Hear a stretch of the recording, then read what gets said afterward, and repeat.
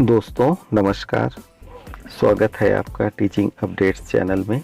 मैं सत्यजीत पुरकायस्थ। आज मैं अमाराइट के प्रोजेक्ट वर्क के प्रश्नों का उत्तर आज के वीडियो में बताने जा रहा हूं।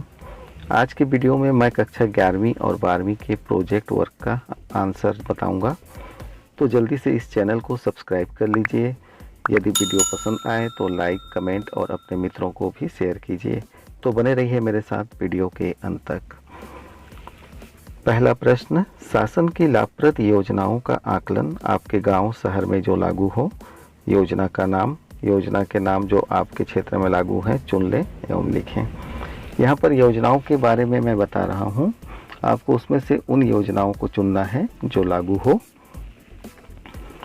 नवा बिहान योजना, महिला जागृति शिविर, स्वावलंबन योजना, ऋण योजना, मुख्यमंत्री कन्या विवाह योजना, संस्कार अभियान, पोषण अभियान, मुख्यमंत्री सुपोषण अभियान, एकीकृत बाल संरक्षण योजना, स्वयं सहायता समूह गठन एवं सशक्तिकरण, किशोरी बालिकाओं के लिए योजना।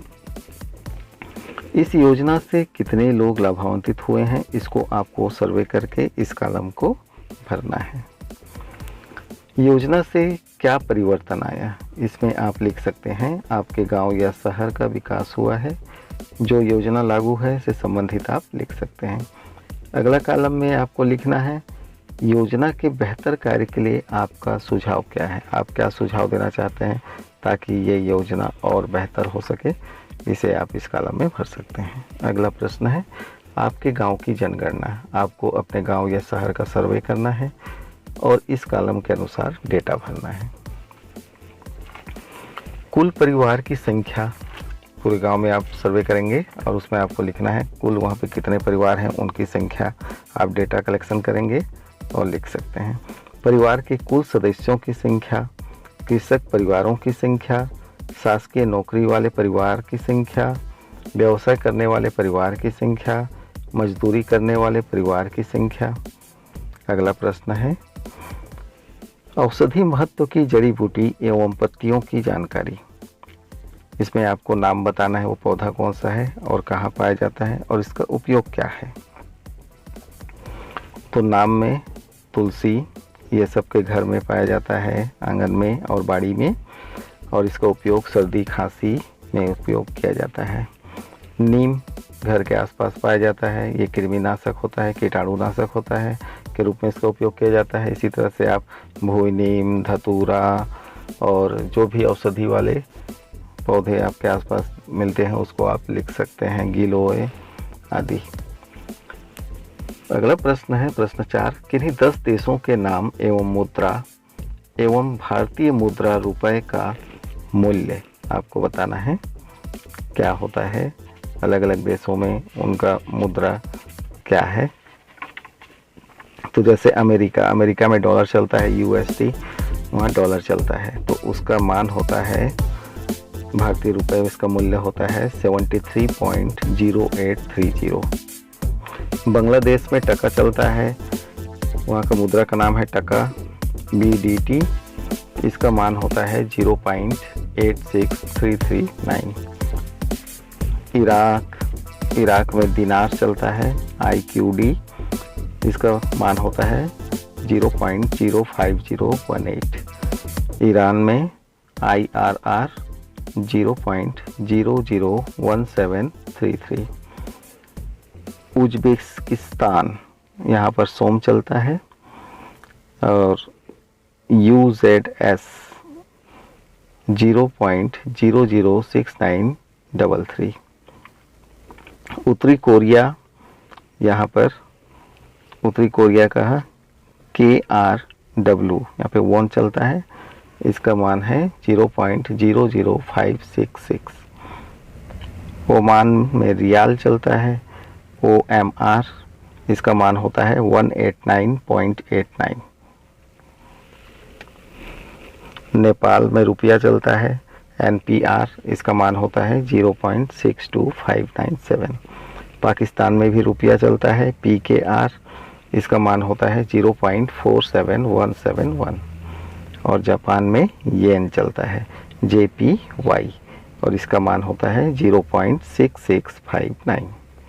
अगला प्रश्न 5वां, अपने आसपास की सामग्रियों की कोई 5 उपयोगी वस्तुएं बनाएं। कबाड़ से जुगाड़ करके आपको बनाना है। वस्तु का नाम, जो आपने बनाया उसका नाम लिखेंगे और अपने आसपास की चीज़ें जैसे प्लास्टिक, डिस्पोजल, बैटरी, खिलौने, तार, गत्ता, रबड़, चुंबक, टूटे फूटे विद्युत उपकरण, इलेक्ट्रॉनिक के जो भी उपकरण हैं जो खराब हो जाते हैं उससे, पंखे, कूलर, इन सब चीज़ों जो कबाड़ के रूप में होते हैं उसके उपयोग करके आपने कौन सी उपयोगी चीज़ें बनाई, ये चीज़ आपको बनाना है और फिर इस कॉलम को भरना है।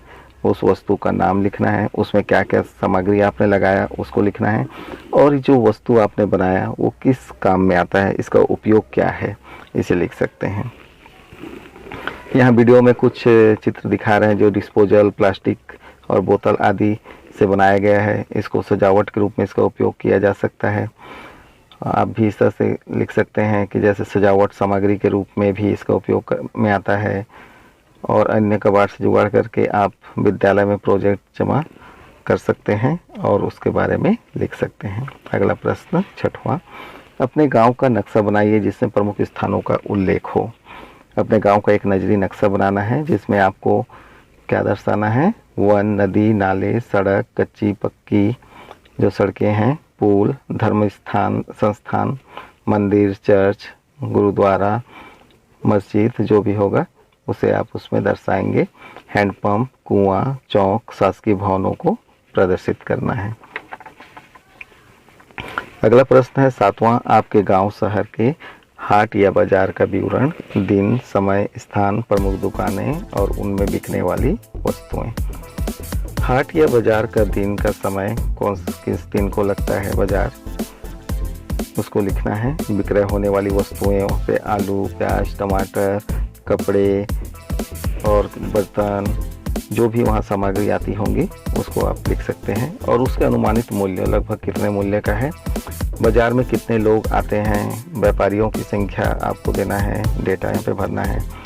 फिर बाजार में खरीदने वाले जो भी ग्राहक आते हैं, खरीदारों की संख्या यहाँ पर आपको भरना है। अगला प्रश्न 8वां, कोविड-19 का विवरण।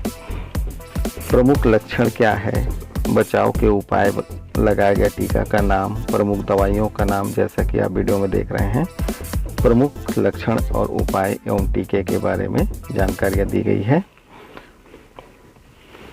देश की 10 प्रमुख राष्ट्रीयकृत बैंकों के नाम एवं उनके मुख्यालय की सूची। इसका भी आंसर आपको वीडियो स्क्रीन पर देख सकते हैं और वीडियो को पॉज करके आप लिख सकते हैं। अगला प्रश्न है 10वां, देश के प्रमुख वैज्ञानिक संस्थान, रक्षा संस्थानों की जानकारी, अन्य रक्षा संस्थानों की जानकारी, इसे भी आप वीडियो की स्क्रीन पर देख सकते हैं और लिख सकते हैं। अगला प्रश्न है देश के विकास में परिवहन व्यवस्था। देश के विकास में परिवहन व्यवस्था, इसका आंसर भी आप स्क्रीन पर देख सकते हैं, यहाँ पर मैंने लिख दिया है, इसे भी आप वीडियो पॉज करके लिख सकते हैं। अगला प्रश्न है दैनिक जीवन में उपयोग होने वाले रासायनिक पदार्थों के नाम एवं उपयोग।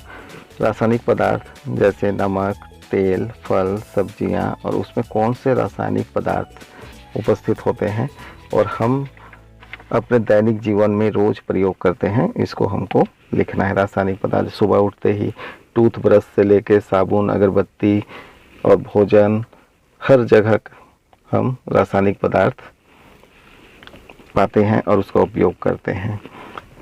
तो यहाँ पर कुछ रासायनिक पदार्थों को स्क्रीन पर दिखाया गया है, इसे आप देखकर नोट कर सकते हैं। अगला प्रश्न है 13 के उत्तर में आपको स्वयं एक काल्पनिक कहानी लिखना है और अपने प्रोजेक्ट को सुंदर आकर्षक बनाना है। चित्रकारी आप कर सकते हैं, पेपर कटिंग चिपकाकर, आकर्षक फोटो चिपकाकर अपने प्रोजेक्ट को बेहतर बना सकते हैं। अगला प्रश्न 14, अपने जिला में संचालित शासकीय योजना की जानकारी देना है। योजना का नाम जैसे सरस्वती साइकिल योजना, विभाग क्या है तो विभाग शिक्षा विभाग, लाभान्वित वर्ग, इसमें अनुसूचित जाति, अनुसूचित जनजाति, पिछड़ा वर्ग, इनको ये सभी लाभान्वित वर्ग हैं। इस योजना से प्रदाय की जाने वाली सेवाएं, अब इस योजना से क्या सेवाएं प्रदाय की जाती है। तो इसमें साइकिल दिया जाता है निःशुल्क, जिनका घर विद्यालय से दूर हो, आदि और भी जानकारी आप जुटाकर इसके बारे में लिख सकते हैं। प्रश्न 15, इसे भी आपको स्वयं क्रियाकलाप करके करना है। आपको एक पौधा लगाना है और प्रत्येक सप्ताह उसकी ऊंचाई वृद्धि सेंटीमीटर में मापना है और स्कूल खुलने पर आपका प्रोजेक्ट रिपोर्ट जमा करना है। अगला प्रश्न, कोरोना महामारी पर निबंध लिखना है। हिंदी या अंग्रेजी में लगभग 200 शब्दों में लिखना है निम्न बिंदुओं के आधार पर। पहला बिंदु है कोरोना का जन्म। कोरोना का जन्म कब हुआ तो आपको मालूम है, आपको इसकी जानकारी मिल जाएगी। चीन के वुहान शहर में इसकी उत्पत्ति हुई थी, वहीं से इसका जन्म हुआ था, सबसे पहले वहीं पाया गया था। इसके बाद इसका लक्षण क्या होता है, सांस लेने में तकलीफ होता है, सर्दी खांसी बनी रहती है, सूखा खांसी आता है, गले में खराश रहता है, बुखार आता है। ये सब लक्षण आप जानकारी जुटाकर लिख सकते हैं। इसका प्रसार कैसे होता है, ये जब हम संपर्क में एक दूसरे के संपर्क में आते हैं तो इसका प्रसार हो जाता है। संक्रमण की प्रक्रिया क्या है, कैसे ये जाता है, इसको आप पूरा लिख सकते हैं कि इसका इन्फेक्शन कैसे होता है। पहले ये इन्फेक्शन कहाँ से शुरू होता है, अपने हाथों से फिर ये कहाँ जाता है। इस तरह से आप इसे लिख सकते हैं। अगला प्रश्न, सामान्य ज्ञान के 50 प्रश्न आपको तैयार करना है और अपने साथियों के साथ चर्चा करके उसका उत्तर ढूंढना है और फिर उसे प्रोजेक्ट में लिखना है। इसके बाद लास्ट में आपको अपने घर के किसी 3 सदस्य को, दादा दादी या चाचा चाची, नाना नानी, किसी को भी इसे दिखाकर उनकी प्रतिक्रिया लेना है और लिखना है।